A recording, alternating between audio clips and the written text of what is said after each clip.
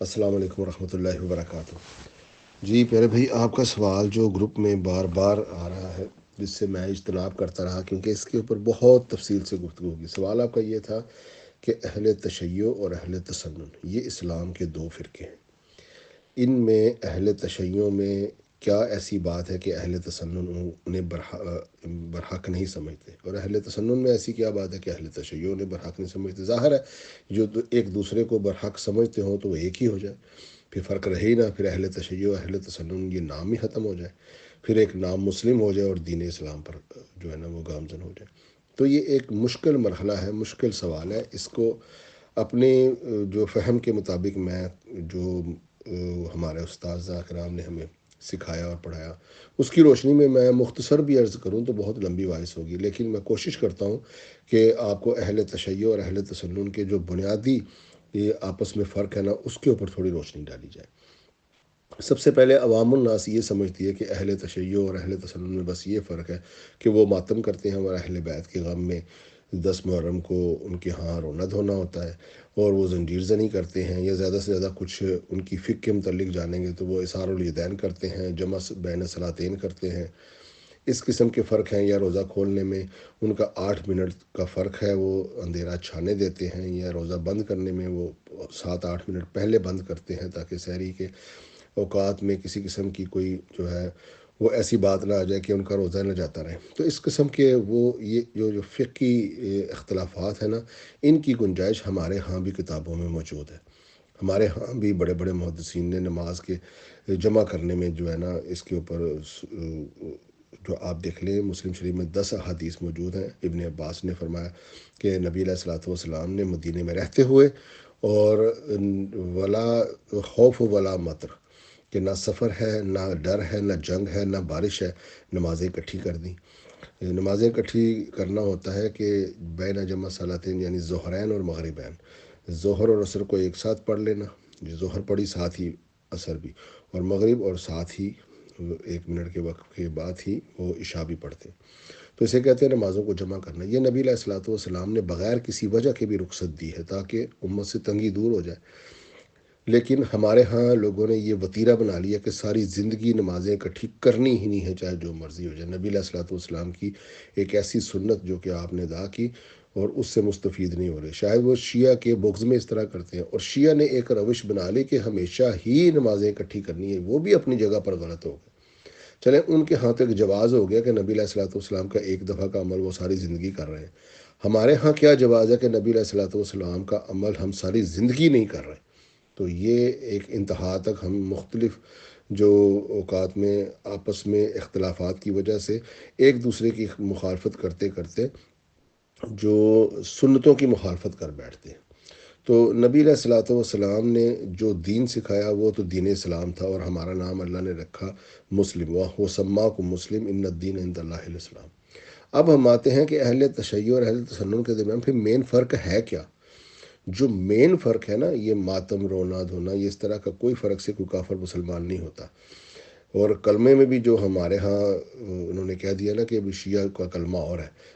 سنیوں کا کلمہ اور ہے، مسلمانوں کا اور ہے، تو یہ بھی بالکل غلط بات ہے۔ شیعہ کا بھی کلمہ وہی ہے، جب وہ کسی کو دار اسلام میں داخل کریں گے وہ 2 شہادتیں دے کے دار اسلام میں آتا ہے، اشہد ان لا الہ الا اللہ و اشہد ان محمد عبدہ و رسولہ۔ یہی پوری دنیا میں جتنے بھی مسلمان ہیں، شیعہ، حنفی، شافعی، مالکی، حنبلی، جتنے بھی لوگ ہیں نا،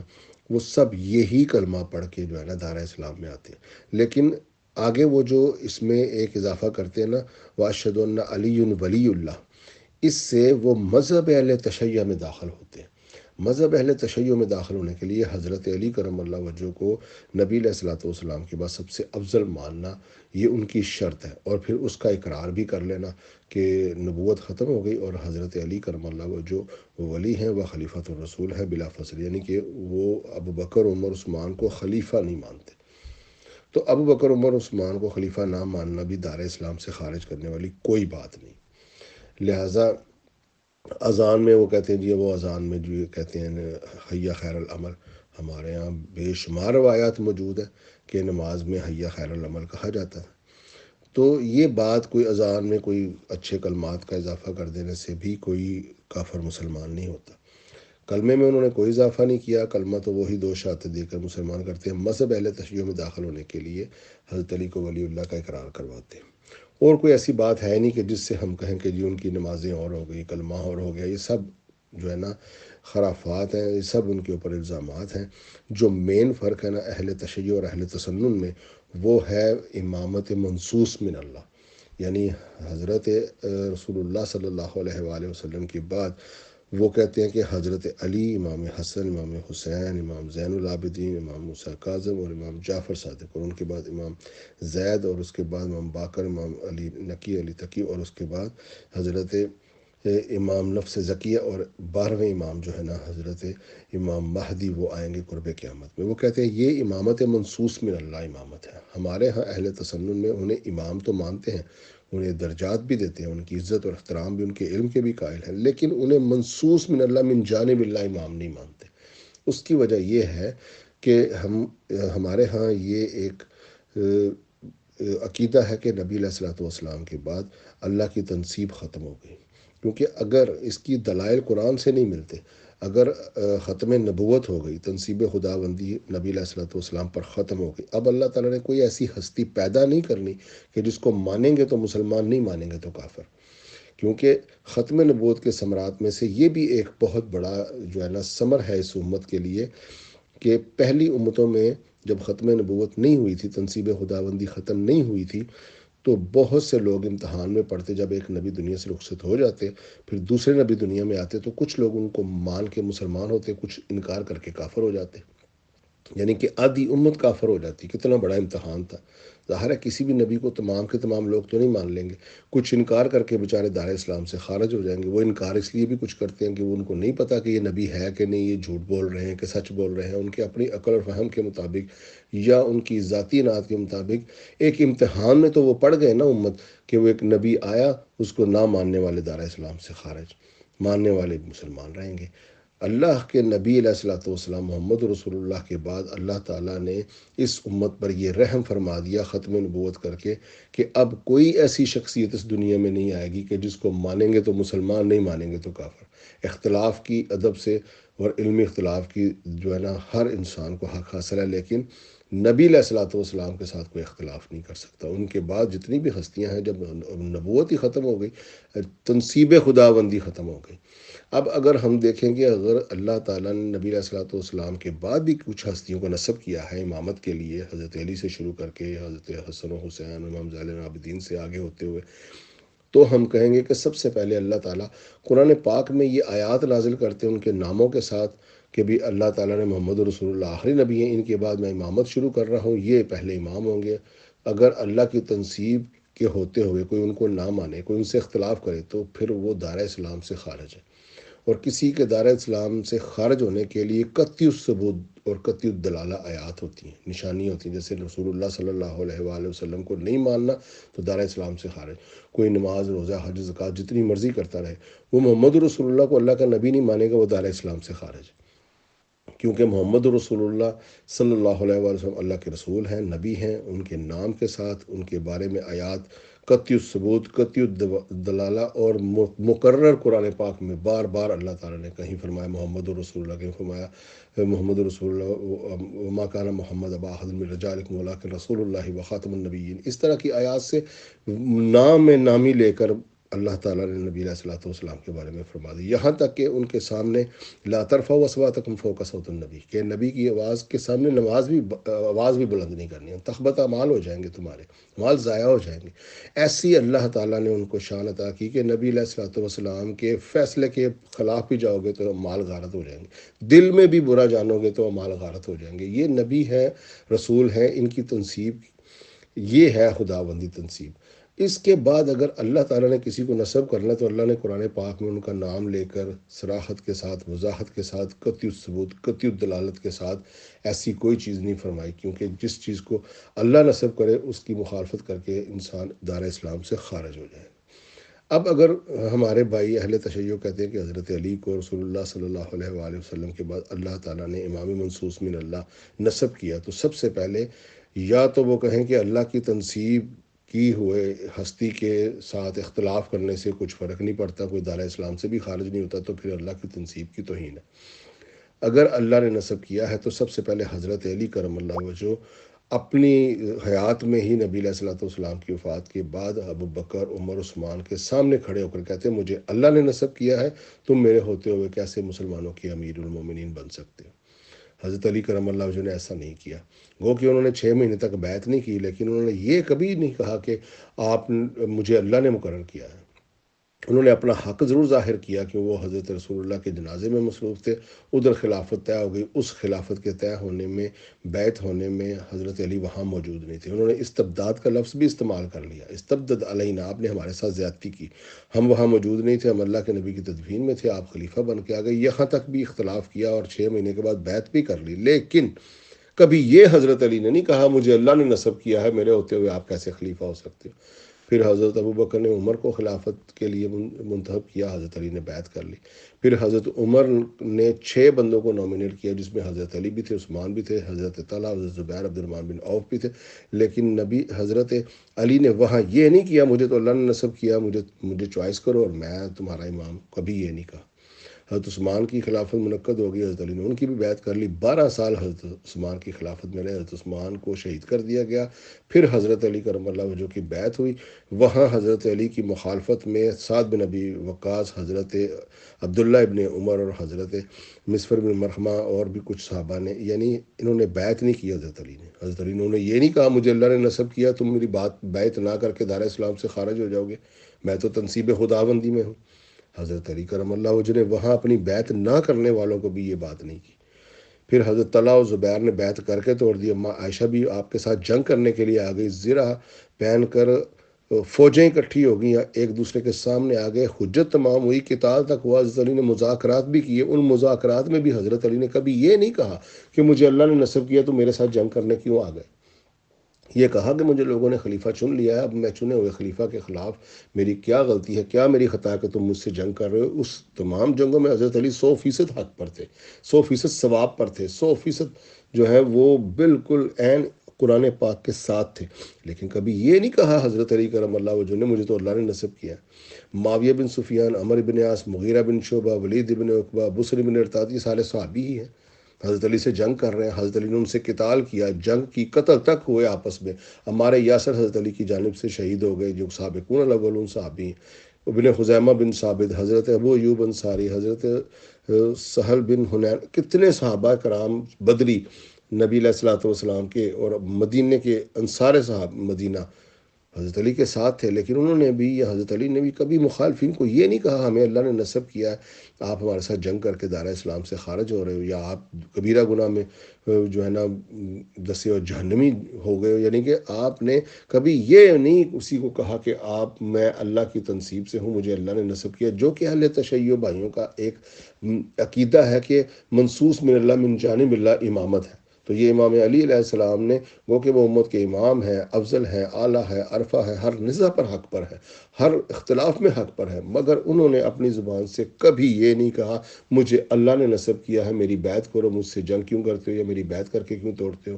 کبھی یہ الفاظ حضرت علی سے اہل تسنن کی کتابوں میں تو موجود نہیں ہے، اہل تشیع کی کتابوں میں بھی صحیح سند سے یہ الفاظ موجود نہیں ہیں۔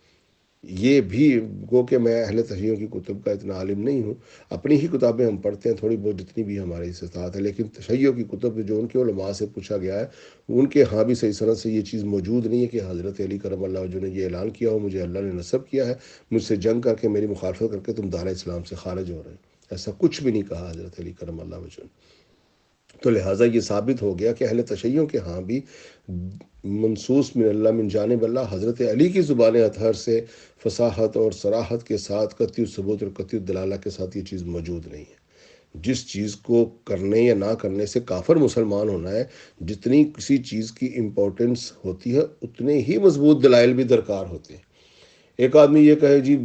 بازار میں ایک انسان جو ہے نا جی وہ آم بیچ رہا ہے، تو اس میں کسی دلیل کی ہمیں کوئی ضرورت ہی نہیں ہے، تو ایک عام بات ہے، وہ آم بیچ رہا ہے تو بیچتا رہے۔ اگر کوئی یہ شخص کہے کہ جی ڈونلڈ ٹرمپ قتل ہو گیا ہے، تو ایک اس نے جو ہے نا بہت امپورٹنٹ بات کی، تو اس کے لیے اس سے دلیل مانگی جائے گی۔ اسی طرح اگر کسی نے دائرہ اسلام سے خارج ہو جانا ہے، ایک ہستی ہے وہ من جانب اللہ ہے، اس کے خلاف قتال ہو رہا ہے، اختلاف ہو رہا ہے، تو سب سے پہلے قرآن کہے اور بار بار کہے. جس طرح نماز، روزہ، حج، زکوٰۃ، امپورٹڈ چیزیں کو ان کا انکار کر کے دائرہ اسلام سے خارج ہو جائے گا، تو پھر اللہ تعالیٰ نے ان کا ذکر بھی بار بار کیا ہے، فصاحت اور فضاحت کے ساتھ، اور قطعی ثبوت اور قطعی دلالہ کے ساتھ اللہ تعالیٰ نے ان کا ذکر کیا. 700 سے زیادہ مرتبہ تو نماز کا ذکر کر دیا، روزوں کا، حج کا، زکوٰۃ کا، کیونکہ ان کا انکار کر کے دائرہ اسلام سے خارج ہو جائیں گے. جتنی مضبوط چیز ہوگی اتنی ہی مضبوط اس کے دلائل درکار ہوں گے. تو اگر تو من جانب اللہ کا عقیدہ ہے اہل تشیع بھائیوں کا، امامت اللہ کی طرف سے منسوس ہو چکی ہے، تو پھر اس کی انکار اور اس سے اختلاف کرنے والا دائرہ اسلام سے خارج ہے. اور جو چیز دائرہ اسلام سے خارج کرے اس کے لیے قرآن کے دلائل چاہیے، پھر نبی علیہ الصلوۃ والسلام کی وضاحت اور صراحت، قطعی ثبوت، قطعی دلالہ سے چاہیے. اور پھر جس ہستی کے بارے میں کہا جائے وہ ہستی کھڑے ہو کر اپنے مخالفین سے بار بار یہ اعلان کرے کہ تم میری مخالفت کر کے دائرہ اسلام سے خارج ہو رہے ہو. اس کے اوپر یہ فرض ہے کہ وہ لوگوں کو جہنم سے بچائے، لیکن حضرت علی سے یہ دعویٰ کہیں نہیں ملتا. اس کے بعد آ جائے حضرت امام حسن علیہ السلام. حضرت علی شہید ہو گئے، امام حسن نے، لوگوں نے بیعت کر لی امام حسن کی. امام حسن نے پھر فوج اکٹھا کی اس معاویہ کا سر کچلنے کے لیے، جنگ کرنے کے لیے گئے. معاویہ کے ساتھ صلح کا معاہدہ ہوا. اس صلح کے معاہدے میں بھی حضرت امام حسن نے کبھی یہ نہیں کہا کہ مجھے تو اللہ نے نصب کر دیا، تم مجھ سے حکومت چھین رہے ہو. معاویہ وہ خود طلیق ابن طلیق، یزید کا باپ، ابو سفیان کی اولاد، ہند کی اولاد، اس کی کیا حیثیت تھی امام حسن یا امام علی کے سامنے؟ مگر ان جنگوں میں ان کے اوپر قنوت نازلہ تک حضرت علی نے پڑھ دی. فجر کی نماز میں ہاتھ اٹھا کر کہا اللہم علیک معاویہ و اشیاہی، یا اللہ معاویہ اور اس کے چاہنے والوں کو غرق کر. لیکن کبھی معاویہ اور اس کے سامنے بھی، یا اس کے خطوط میں بھی، یا صحابہ کرام کو بھی یہ نہیں کہا کہ مجھے اللہ نے نصب کیا. یہاں تک کہا کہ مجھے رسول اللہ صلی اللہ علیہ وآلہ وسلم نے غدیر کے موقع پر کہا من کنتم مولا ہو علی مولا ہوں، جس کو میں اپنی جان سے زیادہ عزیز رکھتا ہے وہ علی کو بھی اپنی جان سے زیادہ عزیز رکھے. مولا بہت فصاحت اور بلاغت کے جملے تھے، جو کہ آج لوگوں نے اس کو صرف دوست میں بنا کے رکھ دیا یا محب میں بنا کے رکھ دیا. لغات عرب میں آج بھی مولا جو ہے نا، وہ دوست کو نہیں کہتے، مولا کہتے ہیں جس کی جان پر اس سے زیادہ آپ کا حق تصرف ہو، وہ آپ کا مولا ہوتا ہے. وہ آپ کا جو ہے مالک ہے، وہ آپ کا ذمہ دار ہے، وہ آپ کا جو ہے نا، وہ آپ اس کے زر خرید غلام کی طرح ہے. یا ذمی لوگ جو تھے وہ عرب کے لوگوں کو اجمی مولا کہا کرتے تھے، یا مولائی. یہ دوست کے زمرے میں نہیں آتا. اور نبی علیہ الصلوۃ والسلام نے خود اس کے معنی تعین کیے جب نبی علیہ الصلوۃ والسلام نے غدیر کے موقع پر اونٹوں کے پالان سے ایک ممبر تیار کیا، اور وہاں نبی علیہ الصلوۃ والسلام نے فرمایا الست نبی اولی بالمؤمنین انفسہم، کیا نبی تم مومنوں پر تمہاری جانوں سے زیادہ حق کے تصرف نہیں رکھتا؟ تو صحابہ نے کہا بلا یا رسول اللہ، کیوں نہیں اللہ کے رسول. تو وہاں پھر اللہ کے نبی نے فرمایا من کنتم مولا ہو علی مولا ہو، اگر میں تمہاری جانوں پر تم سے زیادہ حق کے تصرف رکھتا ہوں تو پھر علی بھی رکھتا ہے، میرے جیسا ہی مولا ہے علی بھی تمہارا. اللہم والی من والا وعد من وعدہ، یا اللہ تو اس کا دوست ہو جائے جو علی کا دوست ہے، تو اس کا دشمن ہو جائے جو علی کا دشمن ہے. اتنی فصاحت اور بلاغت حضرت علی کے بارے میں فرما دی. ہارون من موسیٰ کی ان سے کیا دیا، انت منی بمنزلۃ ہارون من موسیٰ، کہ تو میرے لیے ہارون اور موسیٰ کی طرح ہے. اللہ لا نبی بعدی. اب یہاں نبی علیہ الصلوۃ والسلام نے خود فرق بتا دیا کہ پس تو نبی نہیں ہو سکتا، کیونکہ نبی اللہ کی تنصیب سے ہوتا ہے، اللہ نسب کرتا ہے. اماموں کو بھی اللہ اگر نسب کرتا ہے، اگر تنصیب خداوندی ہے، تو پھر حضرت علی کرم اللہ وجہ نے کہیں بھی یہ نہیں کہا. اپنا مولا المومنین ہونے کا اعلان کیا، وہاں لوگوں نے گواہی بھی دی غدیر خم کی حدیث کی. کوفہ کے ممبر پر آپ نے بیان کیا جب لوگ آپ کی جان کے دشمن ہو گئے، یہ کہا کہ نبی علیہ الصلوۃ والسلام نے مجھے تمہارا مولا بنا کر پیش کیا تھا، مجھ سے جنگ کرتے ہو. تو اس جنگ میں سارے واسطے دیے، لیکن کبھی حضرت علی کرم اللہ وجہ نے کسی اپنے مخالفین میں سے کسی کو یہ نہیں کہا مجھے اللہ نے نصب کیا ہے. ہونا تو یہ چاہیے تھا، یہ بتاتے ان کو دائرہ اسلام میں داخل کرتے کہ تم تنصیب خداوندی سے جنگ کر کے دائرہ اسلام سے خارج ہو رہے ہیں. نہ امام حسن نے کہا، نہ امام علی علیہ السلام نے کہا. حتیٰ کہ حضرت امام حسین علیہ السلام کو ان کے رفقا کے ساتھ کربلا میں شہید کرنے کے لیے جب لشکر آ گئے، امام حسین نے اپنی بے گناہی اور اپنے اعلیٰ اور افضل اور نواس رسول ہونے کی ساری حجتیں تمام کی، لیکن امام حسین علیہ السلام نے بھی کبھی بھی کہیں بھی کھڑے ہو کر یہ نہیں کہا کہ مجھے اللہ نے نصب کیا ہے میرے ساتھ قتال کر کے تم دار اسلام سے خارج ہو رہے ہو۔ ویسے بھی وہ حضرت حسین کو جو قتل کر رہے تھے وہ جہنمی ہی ہو رہے تھے، لیکن وہ قتل نہ حق کر کے جہنم کی طرف جا رہے ہیں۔ مگر حضرت امام حسین نے یہ نہیں کہا کہ میرا محاصرہ یا میری مخالفت کر کے تم دار اسلام سے اس لیے خارج ہو جاؤ گے کہ میں اللہ کا نسب کیا ہوا ہوں اور تنصیب خداوندی کی مخالفت کر کے تم دار اسلام سے خارج ہو جاؤ گے۔ کبھی یہ نہیں کہا، نہ امام زین العابدین سے، نہ امام موسیٰ کاظم سے، نہ امام جعفر صادق سے، حتیٰ کہ امام جعفر صادق، امام موسیٰ کاظم اور آگے اماموں کی، ان کے اپنے بھائیوں، بھتیجوں اور ان کے کزنز نے ان کی مخالفت کی ہے۔ ان کی مخالفت انہوں نے خروج کیا، امام نفس زکیہ نے خروج کیا، امام زید شہید نے خروج کیا، امام جو اس وقت کے موجود تھے ان کی مخالفت کرتے ہوئے، لیکن ان اماموں نے کہا کہ نہیں، ہم خروج نہیں کریں گے۔ یہ اختلاف انہوں نے کر لیا، یہ نہیں کہا کہ ہمیں اللہ نے نسب کیا، تم کیوں ہمارے ساتھ خروج کر رہے ہیں۔ اب اماموں کے اپنے اہل بیت، امام نفس زکیہ وہ حضرت حسنی حسینی ان کی اولاد ہے، امام زید شہید امام حسن کی اولاد ہے۔ تو یہ باقاعدہ بہترین لوگوں میں سے تھے، مگر انہوں نے بھی اتنی سمجھ تھی کہ یہ ہمارے بھائی ہیں یا ہمارے کزنز ہیں، یہ بھی وقت کے امام ہیں، عالم ہیں، افضل ہیں، سب کچھ ہیں، مگر یہ اللہ کے نسب کیے ہوئے نہیں ہیں۔ تو میرا جو موضوع آج کی گفتگو کا اہل تشیع اور اہل تسنن میں مین اختلاف کا یا مین جو فرق ہے وہ یہی ہے کہ اہل تشیع حضرت رسول اللہ صلی اللہ علیہ وآلہ وسلم کے بعد امامت منصوص من اللہ کے قائل ہے۔ اگر تو منصوص من اللہ کا ان کا مطلب یہ ہے کہ یہ اللہ تعالیٰ نے ان کو علم دیا ہے، اللہ تعالیٰ نے انہیں رتبہ دیا ہے، تو ہمیں تو اس چیز کے کسی کو اختلاف نہیں۔ اگر وہ یہ کہیں کہ وہ من جانب اللہ امام ہے، ایک منصب اللہ نے انہیں عطا کیا ہے، تو پھر ان کی موجودگی میں جو خلافت کرتا رہا یا جو ان سے اختلاف کرتا رہا وہ دار اسلام سے خارج ہونا چاہیے۔ لیکن ہم نے دیکھ لیا ابو بکر، عمر، عثمان سے حضرت علی کرم اللہ وجہ نے خلافت کے معاملے میں کوئی جھگڑا نہیں کیا، کوئی قتال نہیں کیا۔ طلحہ، زبیر، اما عائشہ، معاویہ، عمرو بن العاص، مغیرہ بن شعبہ، ولید بن عقبہ، مسعود سے سب صحابہ کرام کے ساتھ جنگ تک کر لی۔ یہ نہیں کہا مجھے اللہ نے نسب کیا، تم دار اسلام سے خارج ہو رہے ہو۔ کبھی یہ حضرت علی کی زبان سے بھی نہیں ہم نے سنا۔